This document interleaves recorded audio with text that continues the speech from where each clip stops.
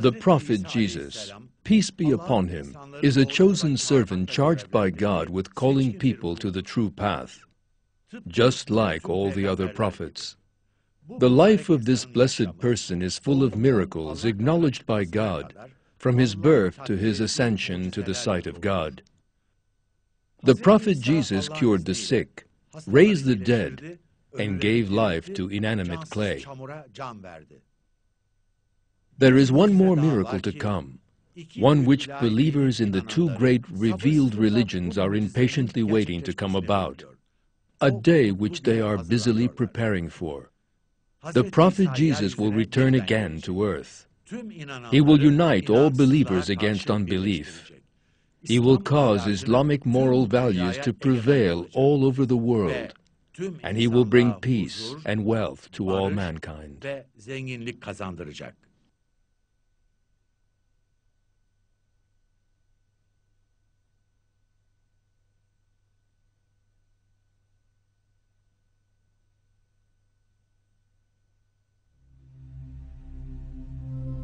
Mary was descended from the line of the prophet Abraham, one chosen by God.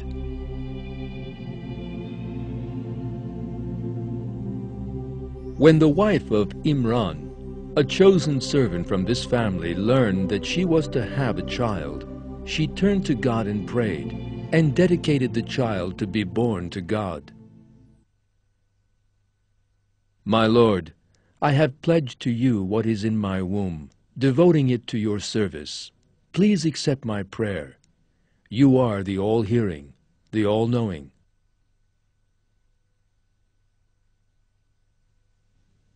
When she was born, the family gave the child the name Maryam, Mary in English. The name Mary means someone who is always worshiping God. Like the other members of the family of Imran, Mary was also a devout servant with a sincere belief in and wholehearted devotion to God. Mary was most virtuous, a role model for all Muslim women. God chose Mary for a sacred duty. She was the blessed individual who would give birth to the prophet Jesus.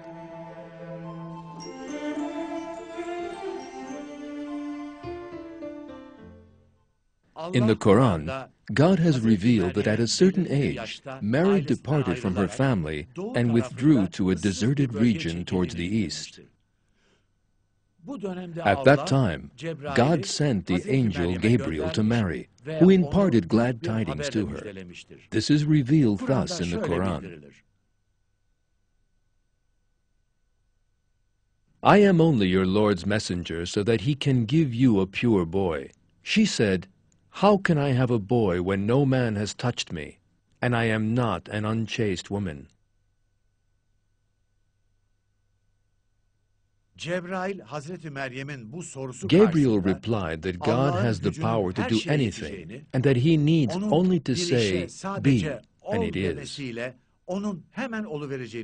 Thus it was that by a miracle from God, Mary conceived the prophet Jesus, although untouched by human hand.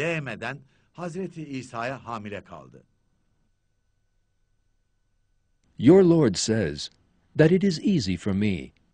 It is so that we can make him a sign for humanity and a mercy from us. It is a matter already decreed. So she conceived him and withdrew with him to a distant place.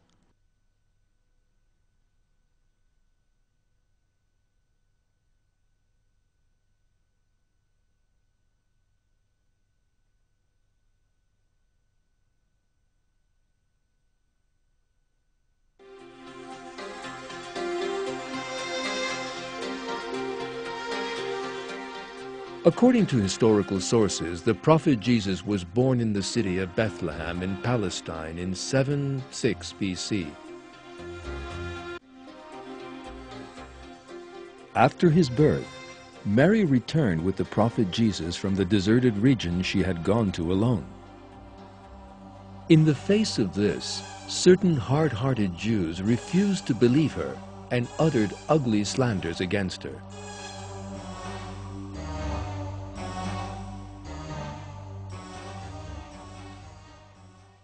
When confronted the situation, she turned to God and placed her trust in Him, knowing that He would help her against her people's accusations.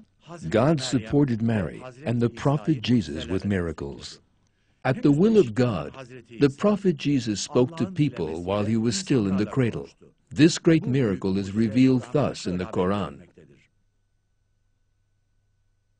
She pointed towards him. They said, "How can a baby in the cradle speak?" He said, "I am the servant of God. He has given me the book and made me a prophet. He has made me blessed wherever I am and directed me to do prayer and pay poor due as long as I live, and to show devotion to my mother. He has not made me insolent or arrogant. Peace be upon me the day I was born, and the day I die, and the day I am raised up again alive."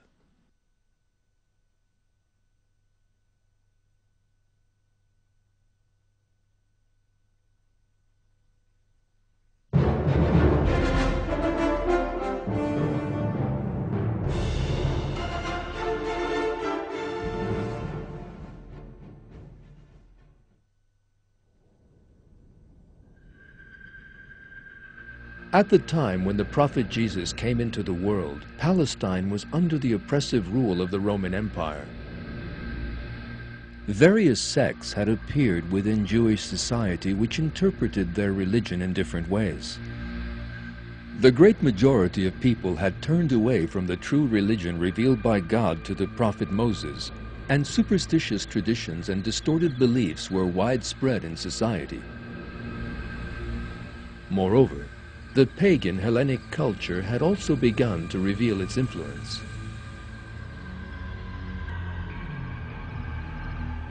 In short, the time of the sending of the prophet Jesus was one in which the people of Israel were facing enormous political, economic, and social difficulties.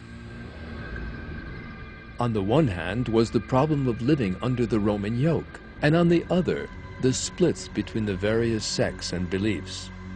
In such a chaotic atmosphere, the Jews were looking for a means of rescue and were waiting for a savior.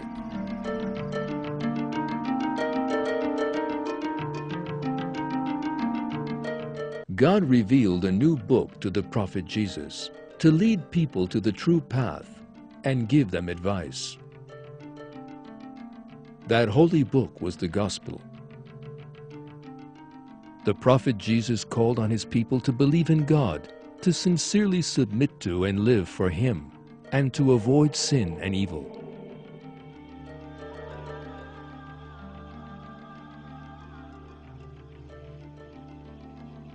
He reminded them that the life of this world was but transitory, and of the imminence of death.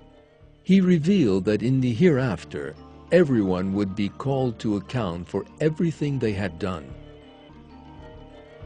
God allowed him to perform many miracles. He healed the sick and disabled, cured people suffering from leprosy, brought sight to those who had been blind from birth, raised the dead,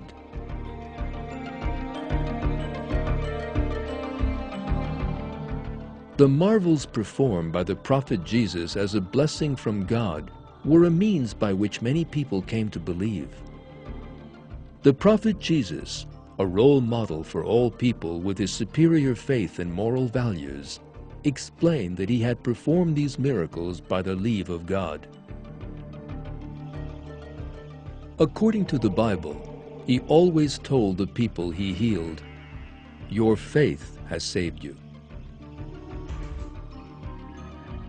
However, despite the message communicated by the prophet Jesus, the superior intellect, moral values, and faith he demonstrated, and the miracles he performed by the leave of God, some people still persisted in their unbelief. They had no wish to turn away from their superstitious beliefs which they coveted for their personal interests. They devised a number of plots for him.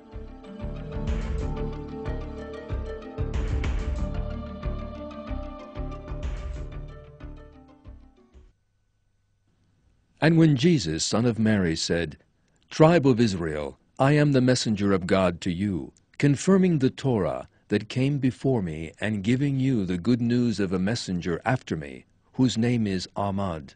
When he brought them the clear signs, they said, "This is downright magic."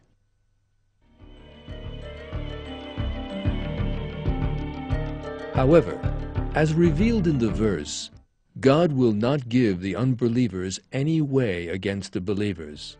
The snares of the deniers for believers are condemned to be confounded, as was that laid for the prophet Jesus.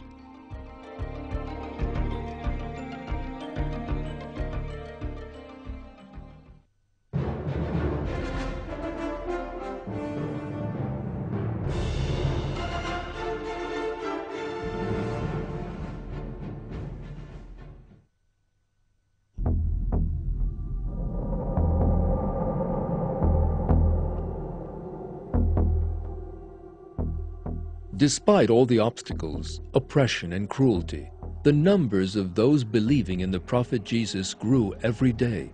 This in turn alarmed a number of ill-intentioned so-called Jewish religious scholars. Those who believed in the prophet Jesus gradually split away from the deniers. Certain so-called Jewish religious leaders hostile to the prophet Jesus were determined to eliminate him and prepared a plan for that purpose. They had no right to condemn him to death themselves, so they incited the Roman administration against him and groundlessly accused him of working against Rome, as they knew that the Romans were particularly sensitive and ruthless when it came to political matters. The aim of the deniers was the prophet Jesus' death. However, God confounded this trap of theirs and raised the prophet Jesus into his sight. The prophet Jesus did not die and was not killed. All that happened was someone resembling him was shown to the deniers. This fact is revealed in the Quran.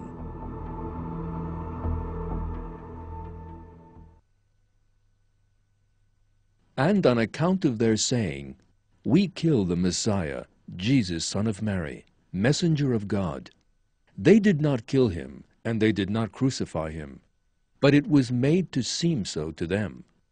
Those who argue about him are in doubt about it. They have no real knowledge of it, just conjecture, but they certainly did not kill him. God raised him up to himself. God is almighty, all-wise.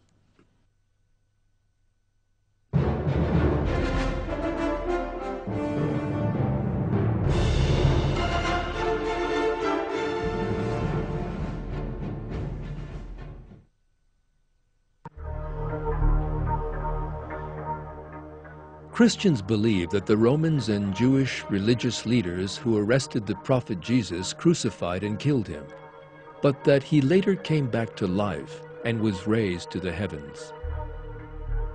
Yet this is not the case.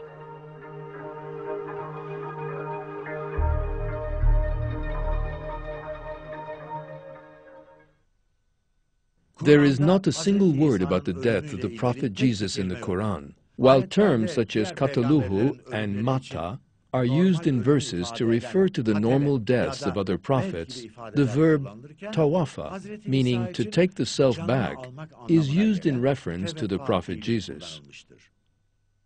When God said, "Jesus, I will take you back and raise you up to me and purify you of those who are disbelievers, and I will place the people who follow you above those who are unbelievers until the day of resurrection." In Arabic, the word that is translated as taking back here and causing to die in some translations comes from the root tawafa. This word does not actually mean death, but the act of taking the self back, either in sleep, in death, or, as in the case of Jesus, being taken back into the presence of God. From the Quran, again, we understand that taking the self back does not necessarily mean death. For instance, it can mean taking back the self while one is asleep, as indicated in the following verse.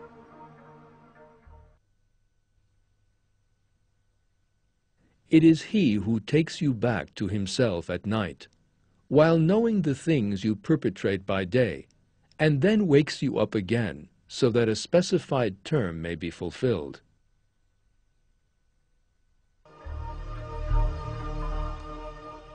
The word used for take back in this verse is the same as the one used in Surah 3, verse 55, tawafa. In other words, as is made clear in the verses, the Prophet Jesus did not die, but was raised into the sight of God.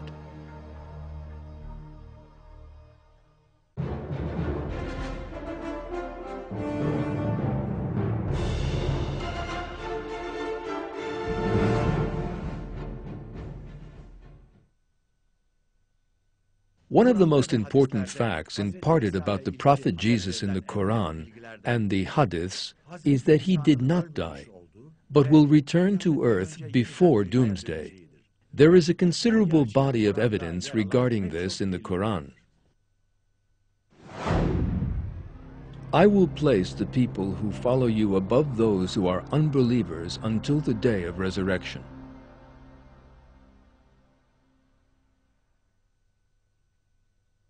When God said, Jesus, I will take you back and raise you up to me, and purify you of those who are unbelievers, and I will place the people who follow you above those who are unbelievers until the day of resurrection. Then you will all return to me, and I will judge between you regarding the things about which you differed.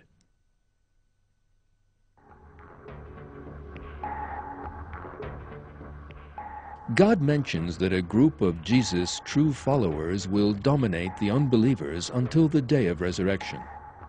Yet to date, no such group has ever lived.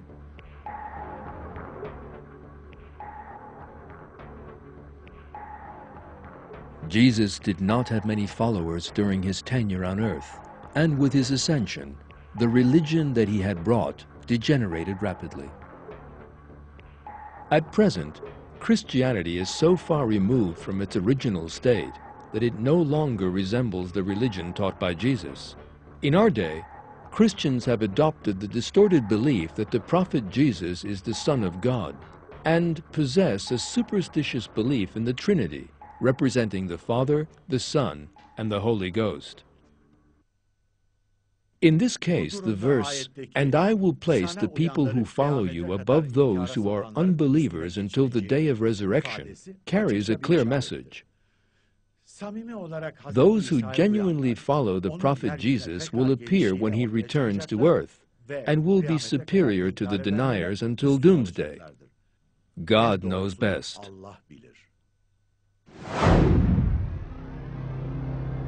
There is not one of the people of the book who will not believe in him before he dies.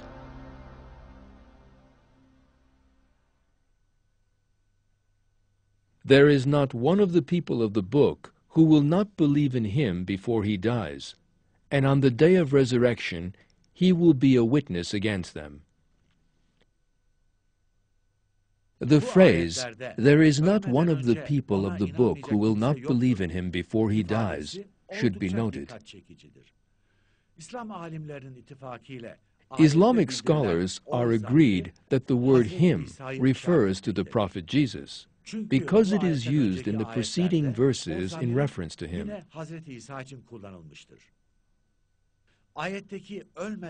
There is another noteworthy point in the expression, "before he dies." What is being referred to here is the death of the Prophet Jesus. Yet the Prophet Jesus is not dead, but was raised into the sight of God. In other words, in order to die, he has to return to earth and live upon it. These verses therefore constitute irrefutable evidence that the Prophet Jesus will return to earth. God knows best, of course. And it is also revealed in verses that all members of the revealed religions will believe in the Prophet Jesus. This has not yet happened.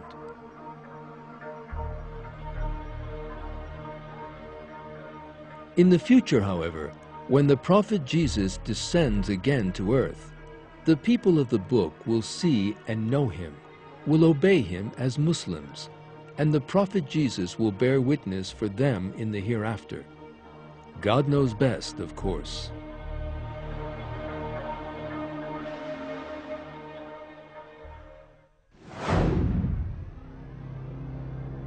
He is a sign of the hour.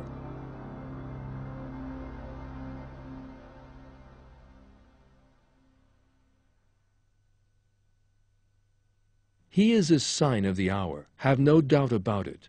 But follow me. This is a straight path.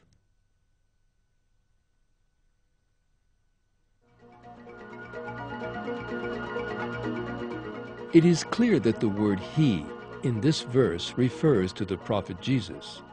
That is because the preceding verses also speak of Jesus and use the adverb he to refer to him.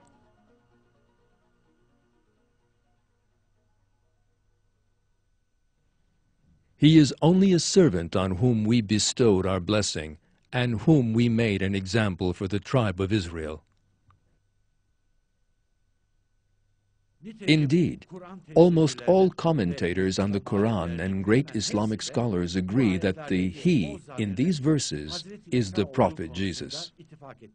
Therefore, this verse is a clear indication that the prophet Jesus will come back to earth at the end times. That is because the prophet Jesus lived approximately 6 centuries before the revelation of the Quran. Consequently, we cannot interpret his first coming as a sign of the doomsday. The meaning of the verse is that the prophet Jesus will return to earth in the end times. In other words, the final period of time before doomsday, and that this will be a portent of doomsday. Based on this interpretation, Abu Huraira, Ibn Abbas, Qatada, Malik ibn Dinar, Al-Dahak, Abu Razin, Abu Abdurrahman, Humayd and Ibn Mu'ayin state that the coming of the prophet Jesus will indeed be one of the signs of doomsday. In his commentary, Tabari interprets the verse thus: the appearance of the prophet Jesus is a sign revealing the coming of the hour of doomsday. That is because his appearance is one of the signs of doomsday. His descent to earth is proof that the end of the world has come, and of the beginning of the hereafter. God knows best, of course.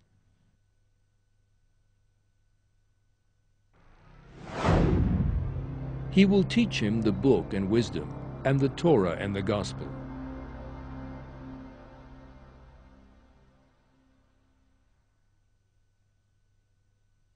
Remember when God said, Jesus, son of Mary, remember my blessing to you and to your mother when I reinforced you with the purest spirit so that you could speak to people in the cradle and when you were fully grown, and when I taught you the book and wisdom and the Torah and the gospel.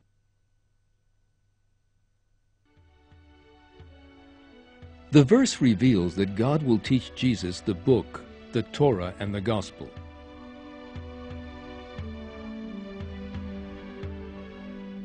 Obviously, this book in question is very important. When we examine other verses in the Quran, we see that the term book refers to the Quran. In this case, the Quran is the third book that Jesus will be taught. But this will be possible only when he returns to earth, for he lived approximately 600 years before the Quran's revelation. It is therefore impossible for him to have learned the Quran during the time at which he lived. It is also revealed in the hadiths of our Prophet, may God bless him and grant him peace, that when the Prophet Jesus returns, he will rule not with the Bible, but with the Quran.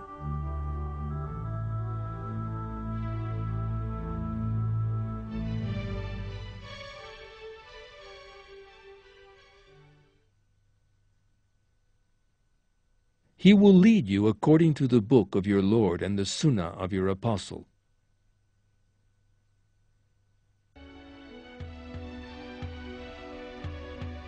In short, the Prophet Jesus will return to earth and will learn the Quran at that time. There is no doubt but that God knows the truth.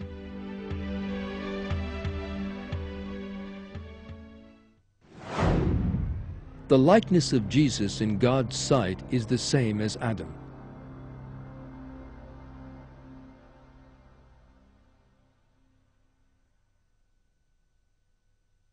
The likeness of Jesus in God's sight is the same as Adam.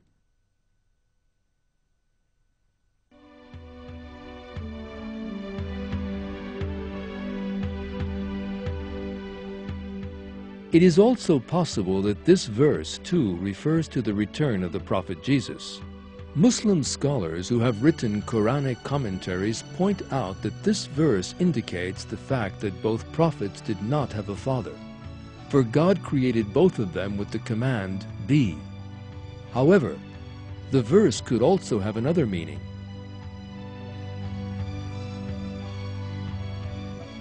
Just as Adam was sent down to earth from God's presence, Jesus too will be sent down to earth from God's presence. God knows best, of course.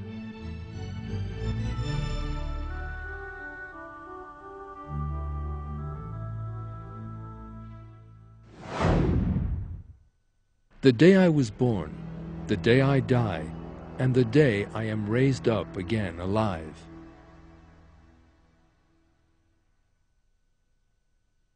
Peace be upon me the day I was born, the day I die, and the day I am raised up again alive. This verse speaks of the day on which he will die. This death can only be possible after he returns and lives on earth for a period of time. Of course, only God knows for certain.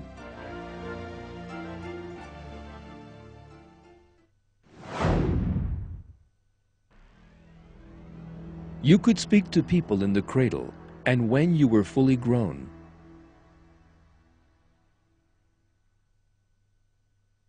Remember when God said, "Jesus, son of Mary, remember my blessing to you and to your mother when I reinforced you with the purest spirit so that you could speak to people in the cradle and when you were fully grown."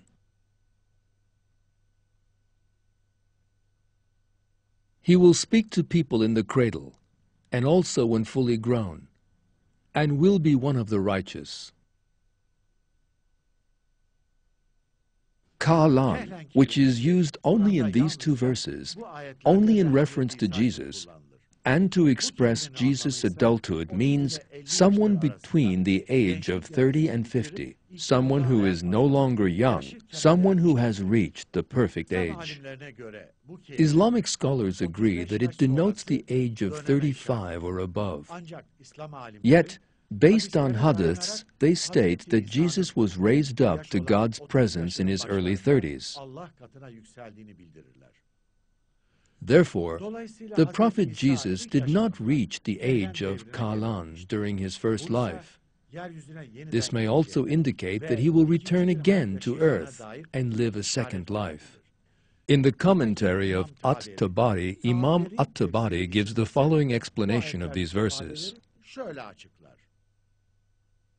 These statements indicate that in order to complete his lifespan and speak to people when fully grown, Jesus will come down from heaven. That is because he was raised to heaven when still young. Jesus will be recognized by the fact that he will have no relatives and that no one will know him.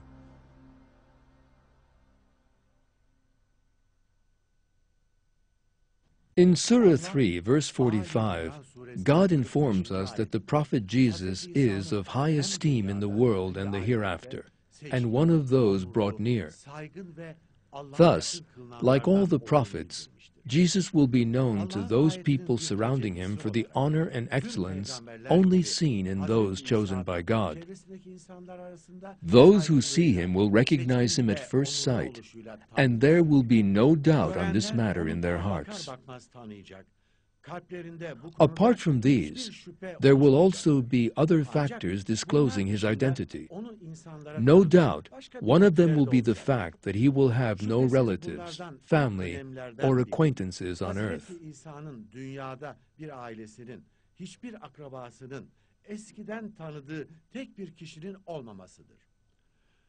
Not a single person will come out and say, "I have known him before, I saw him when."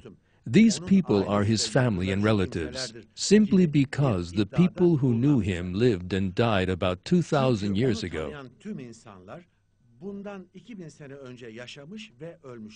There is no doubt but that this criterion will invalidate the baseless claims of the false messiahs who will appear from time to time. Because it is most illogical for someone who spent all his childhood among people and who has been known to countless people ever since, to claim that he is the prophet Jesus. When the prophet Jesus returns to earth, on the other hand, there will be no doubt as to his identity. Nobody will have any reason to say, "This person cannot be the prophet Jesus," because the prophet Jesus will return in the same form that he was raised into the sight of God, wearing the same clothes, and will possess superior features that no human being can possibly imitate.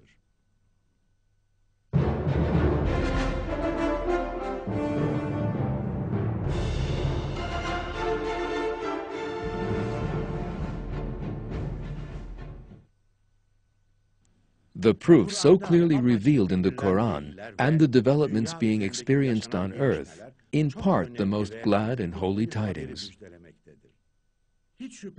It is certain that the prophet Jesus will return to earth in the end times and will lead people to Islam, the true religion. This is great news for everyone on earth and a source of joy and enthusiasm.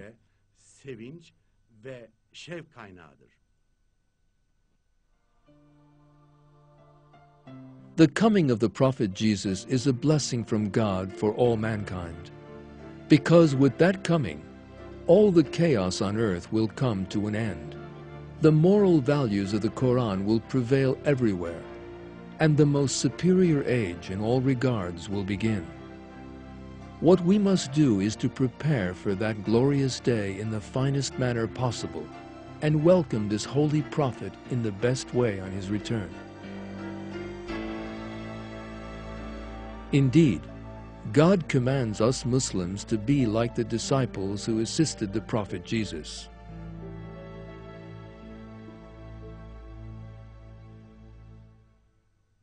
You who believe, be helpers of God, as Jesus, son of Mary, said to the disciples, "Who will be my helpers to God?"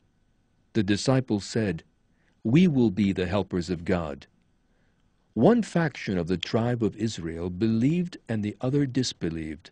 So we supported those who believed against their enemy, and they became victorious.